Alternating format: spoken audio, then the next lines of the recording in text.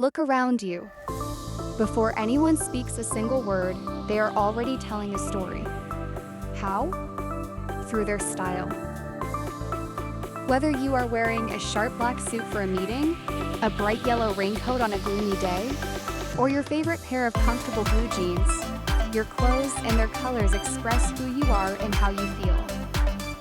Yesterday, we mastered the verbs and transitions used to describe your daily routine.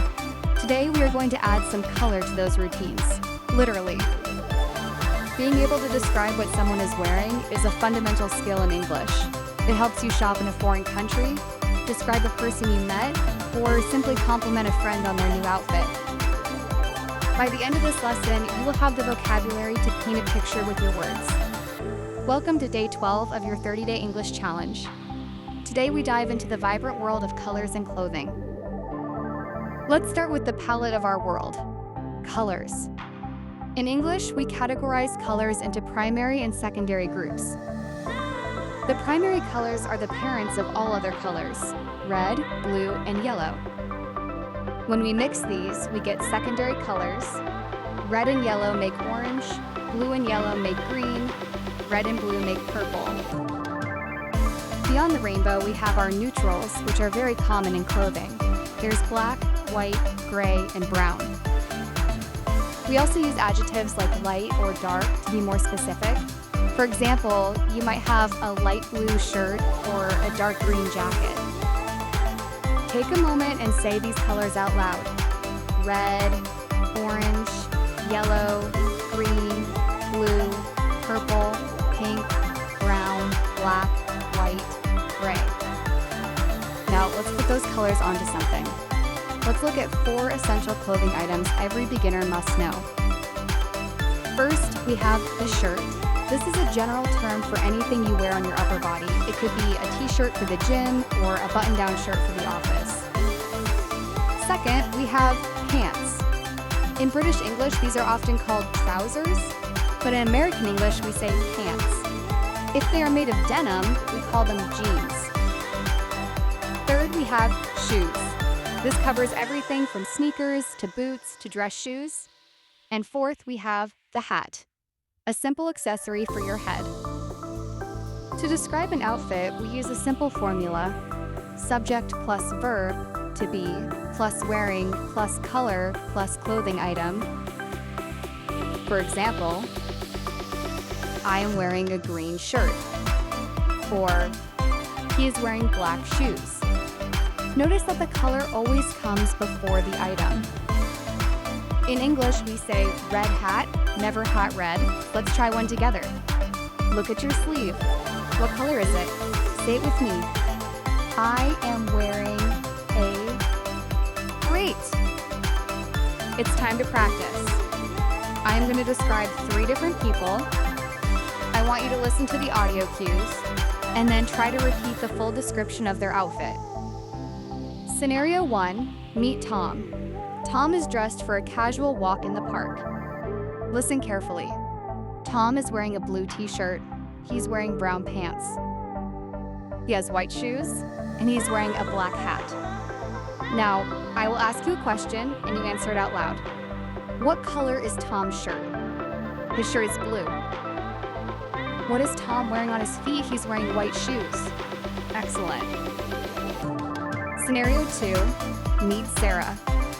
Sarah is going to a colorful party. This is a bit more difficult. Sarah is wearing a yellow dress. Over the dress, she has a purple jacket. On her feet, she is wearing red shoes.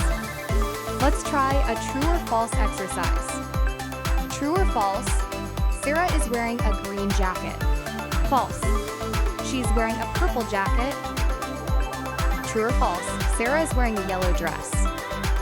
True, she is wearing a yellow dress. Scenario 3, the business meeting. Now you describe the outfit, I will give you the item, and you provide the color based on what you see. What color is Mr. Miller's jacket? His jacket is gray. What color is his shirt? His shirt is white. What color is his tie? His tie is blue. Let's do a rapid fire round. I'll name a color and an item, and you make a full sentence using he is wearing or she is wearing. 1. Blue pants. He's wearing blue pants. 2. Yellow hat. She's wearing a yellow hat. 3. Green shoes. He's wearing green shoes. Keep in mind that when we talk about a shirt, dress, or hat, we use the word a blue shirt, a red hat. But when we talk about pants or shoes, we do not use a. We don't say a pants. Why is that? Let's find out in our summary. This is one of the most common mistakes English learners make, so listen closely. In English, some clothing items are always plural.